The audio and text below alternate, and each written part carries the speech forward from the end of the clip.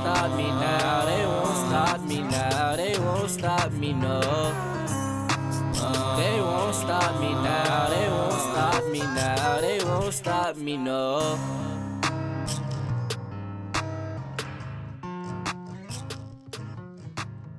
Hello and welcome back to We Are Mighty.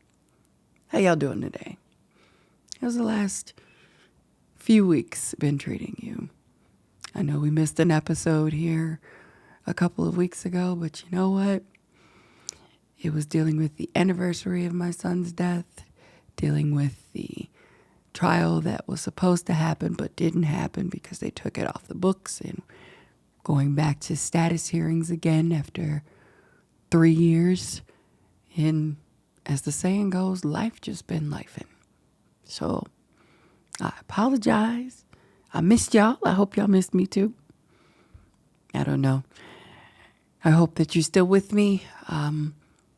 Just as a way of a recap, We Are Mighty is a chronicling of my grief journey in the loss of my son, who was 24 years old. His name was Miles. His nickname was Mighty. Hence, We Are Mighty. And it's just my way of keeping his legacy alive, keeping his memory alive, but also being there for others who may be dealing with grief. And we know that grief doesn't only apply to the death of a loved one or the death of someone close to you. It can apply to losses like losing a job, some people losing a car, the loss of a friendship, losing any possession that you felt very strongly for. You could end up grieving it, especially, if it was in an unexpected way. So there's different types and ways and levels of grief, but you still have to go through it, and there's still similarities in the cycle, and this is just my way of getting through mine. And hoping that in discussing the things that I go through or discussing how it affects me, it may make your journey just a little bit easier. Yeah, now that I've said all of that. Where do we begin this week? I found out that I continue to have to be strong in the face of, we'll say, adversity, because there's always something. There's always something that's going to come back and trigger me or upset me related to this whole situation of losing my son. My son died as a result of gun violence, and we've been dealing with court for at least 2 years. He passed away 3 years ago, July of 2023. And so it's a lot to continue to have to go and basically just be put off. Yeah, well, it was interesting to me that the defense attorney said to the judge that he had more work to do that his client wanted him to do, so he needed more time. We've been doing this for 2 years. And my thought was, now you want to do work? So it makes me have to find strength within myself that sometimes I didn't realize I had, because being able to calmly go through this, to me, takes a level of strength that, as a mother, you wouldn't think from the outside looking in that you would have, or hearing about situations of that. You wouldn't think, if I had to be in that situation, I don't know that I could be that strong.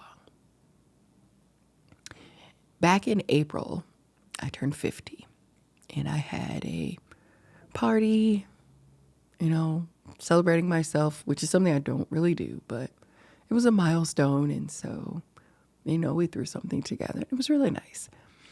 And at the party, we had people who stood up and said nice things about me, which is funny because it was awkward for me to hear people speak nicely about me. I don't know why I'm like that. I'm still working on that. But the overwhelming theme the consistency in what everyone was saying was something to the effect of, Tanya, you are so strong. You're the strongest woman I know. You present yourself with such strength. And it was like strong this and strong that. And, you survive through it. You're resilient. But I'm thinking to myself, first of all, why do I have to be so strong? Why do I have to continue to go through these things where it's required of me to be so strong? And what came to mind today, so I am in classes right now. Let me go back last year, May of last year, I had an episode, probably one of my most watched episodes on all platforms, called Joy is Greater Than Depression. And that episode came about from a class I was taking, and I had a homework assignment where I had to watch the movie Inside Out and Inside Out 2. And it was right when Inside Out 2 was popular. And when I watched the movies, although I had already seen Inside Out, the first one, because I was in classes to become a mental health advocate, it allowed me to see it from a different lens. And it also allowed me to see my grief from a different perspective. And so I talked about, how that homework assignment really brought some things to fruition in my grief journey and how I was able to process some things. So now I have been selected to be in another class to become a mental health ambassador. And as an ambassador, what I'll be doing is actually teaching the mental health advocate classes, the classes that I took last year. And so as part of one of my assignments now, I keep getting these wonderful homework assignments, I had to present a 10-minute lesson, pick my own topic, but I had to make sure I engaged the class, and there had to be an activity assigned to it.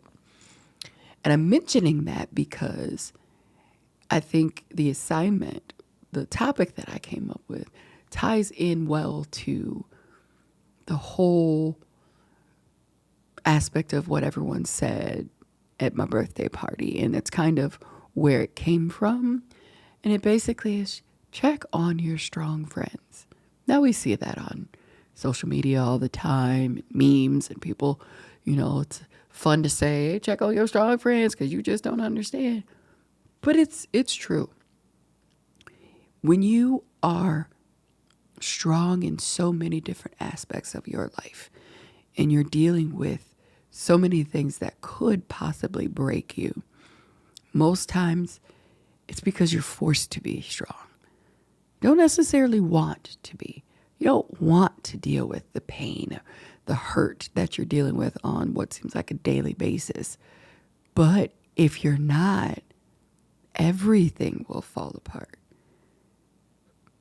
I remember in one of the current high-profile cases of a young man who went away with some friends on the 4th of July and unfortunately he didn't come back with his friends, or I guess we're finding out details of the story, but still the young man ended up deceased. And his mother made a statement that said basically to the effect of, I don't have the luxury of falling apart.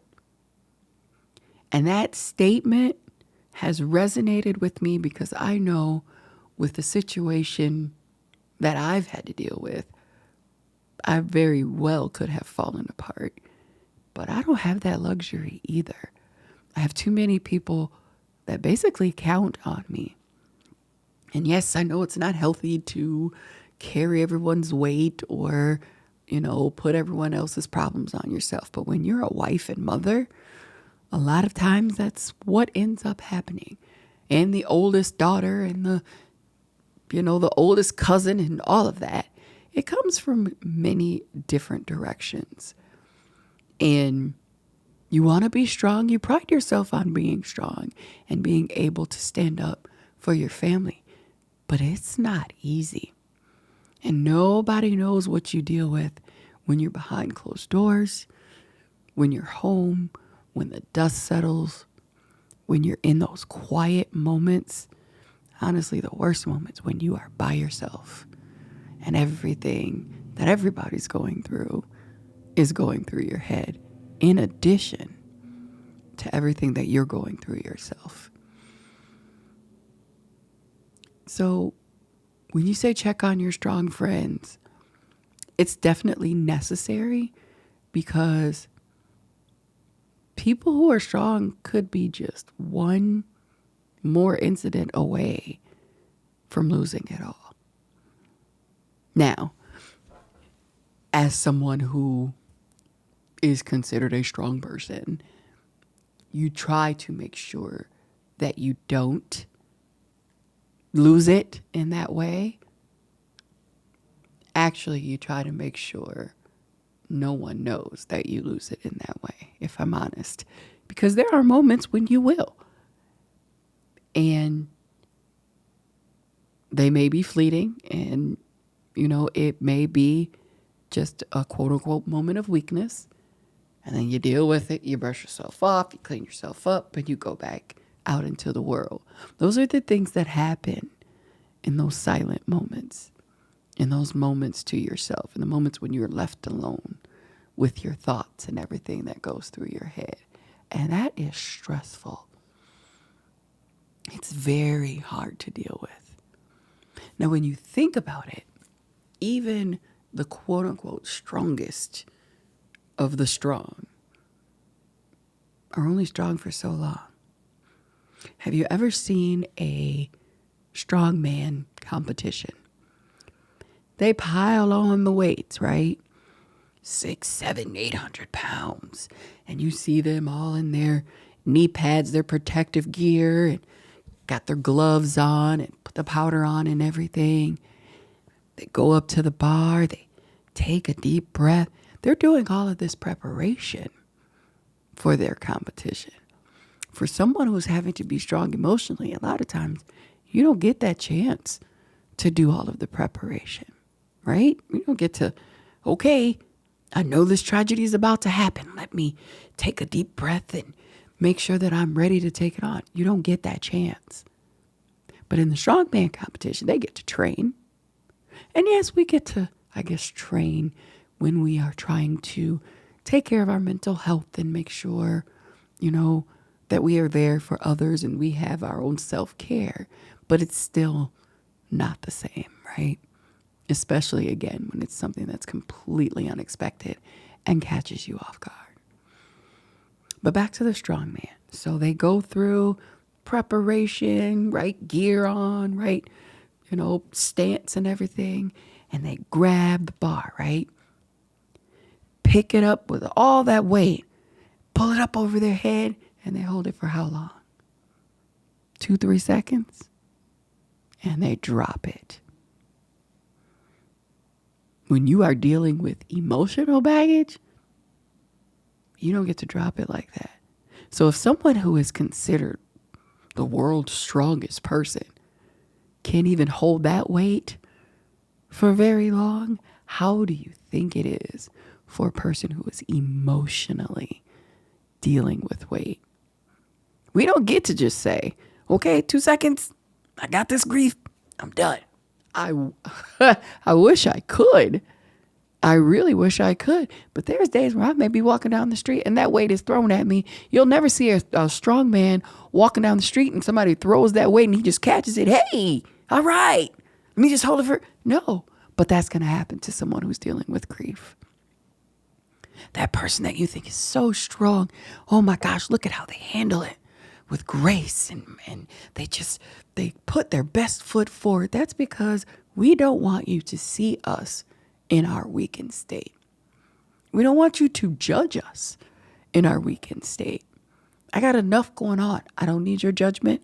I don't need your opinion of me when I'm not at my best. So of course, what you're going to see out in public is going to be me attempting or looking like I'm putting my best foot forward, because I don't want you to see the weakness.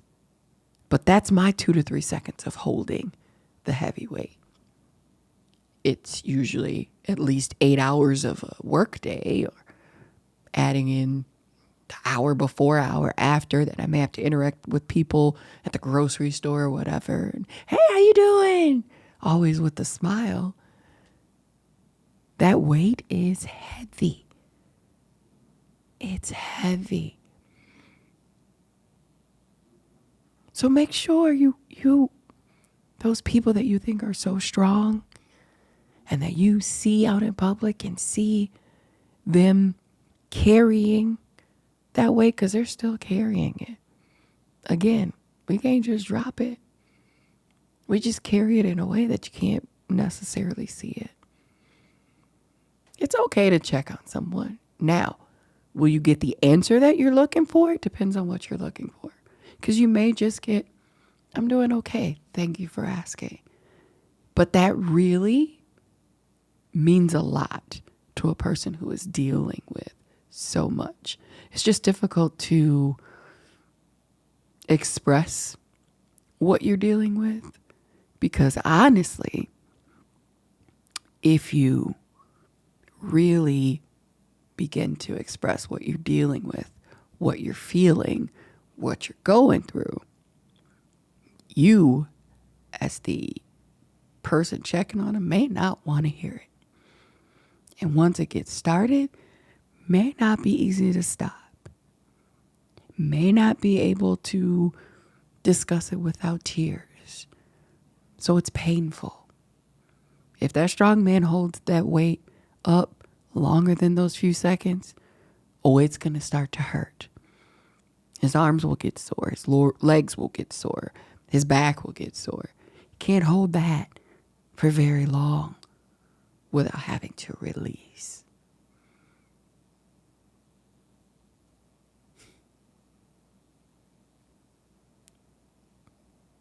So be mindful of what people are going through, especially the strong ones. Be mindful that there are some days where it just may not be the day. And even on those days, they may not let you see it. Maybe if it's someone you're close to, you can tell they're kind of off. Just be there. Just the fact that you show that you care means more than you could ever know. And again, you may not get the answer you want. You may not get much of an answer. I'm good. I appreciate you. That may be all they can muster up at that moment. So don't hold it against them if they don't want to embellish, if they don't want to go into exactly what they are feeling. We learned in our class, you don't say how you doing, you say how you feeling. And I have a hard time with that because I don't always want to tell people how I'm feeling. Well, I'm tired. Well, I'm kind of depressed. But then when you say that, they may want you to go into it. I don't want to explain it. I'm just depressed. And just keep me in your thoughts and prayers. Just, think about me and, I don't know, try to be encouraging.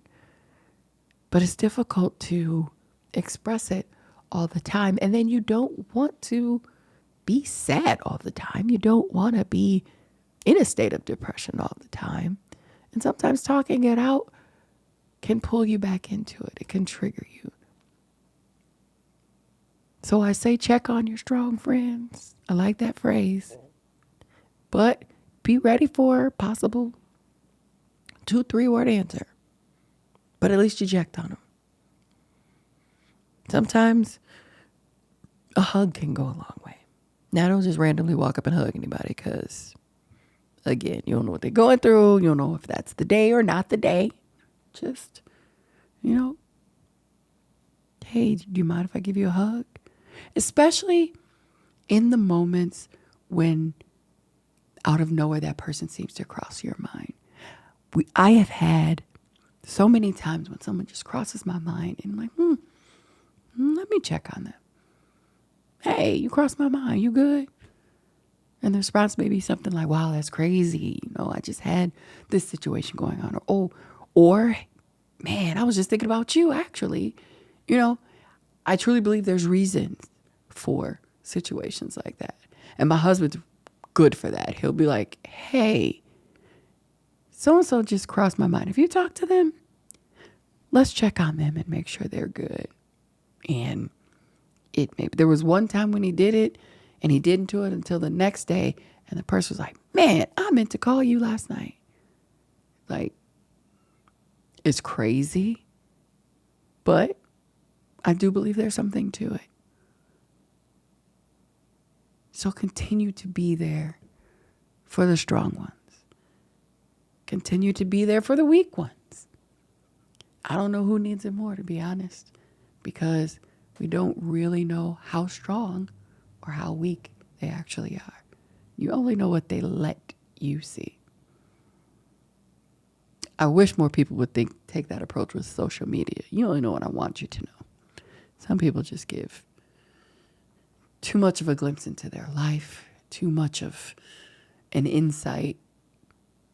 That's one thing that made me hate reality TV, because I got to see people that I looked up to or idolized and how they are in real life. And some of them are not very nice people. And that just ruined the whole image of them. So think about those things. I mean, it's like that for everybody. Not that, people are living this life behind closed doors that you may be disappointed in. But behind closed doors is when they are stuck with dealing with themselves. And for a lot of people, especially those dealing with grief, that's the hardest thing to deal with. It's the hardest person to deal with is yourself. To have to face yourself in the mirror, to have to acknowledge the pain you're going through, to acknowledge the hurt, the depression, the grief, just all of it. That's part of the reason I try to stay busy. I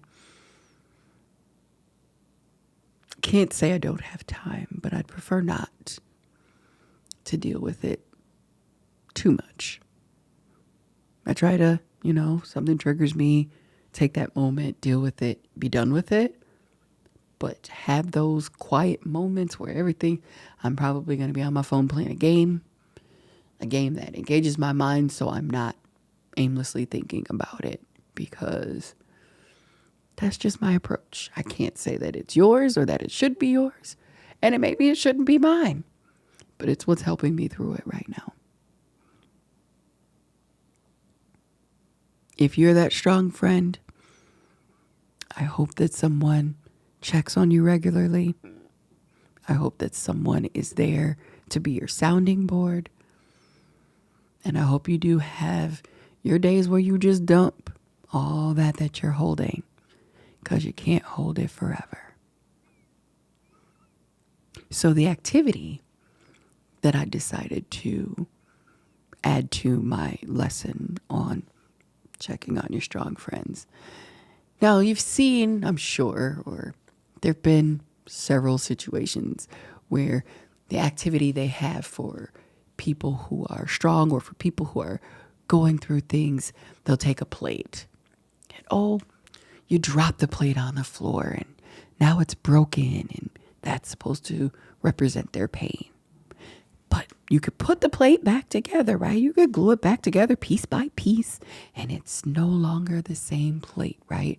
Because it's been broken. And even though every single piece is there, it's still a broken plate. It's still with the cracks and everything. But I wanted to do something different because, again, it's the focus on strong people. So my activity is take a rubber band, right? any size rubber band, any type of rubber band, and you stretch it, right? It's resilient, and you can feel that it's strong. It can hold whatever you wrap it around. After you've stretched it for a little while, put it down. It's still a rubber band, still able to withhold things, but it doesn't look the same as it did when you first started stretching it. And if you give it a little bit of time, it may actually go back and the elasticity comes back. But that's after a break. That's after it's had some time to not deal with you stretching it and pulling it in different directions and stressing it. Get where I'm going there? It's still strong.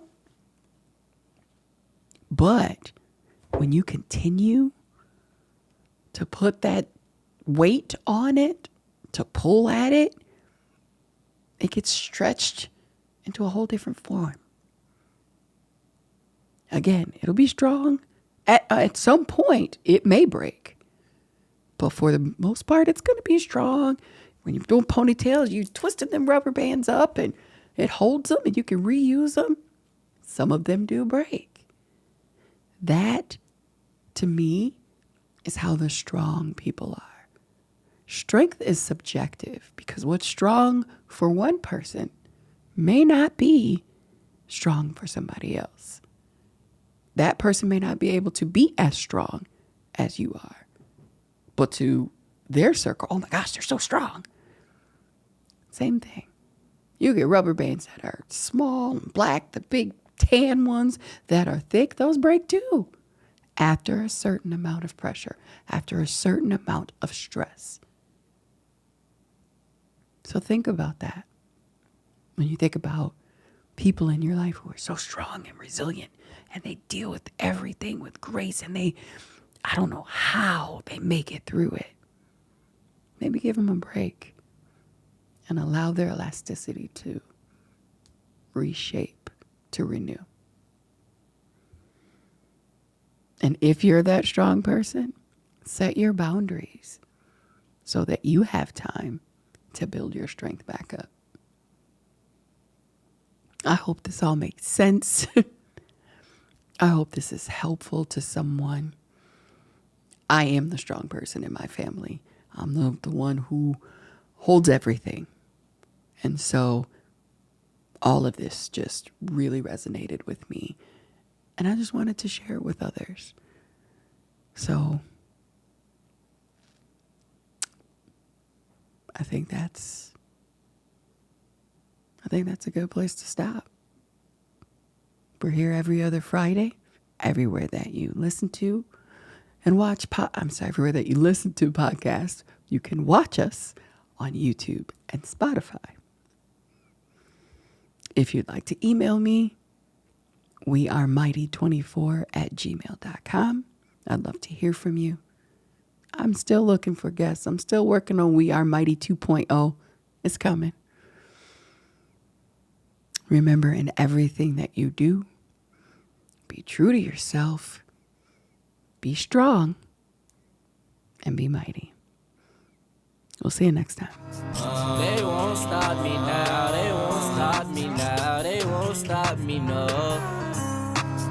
They won't stop me now, they won't stop me now, they won't stop me, no.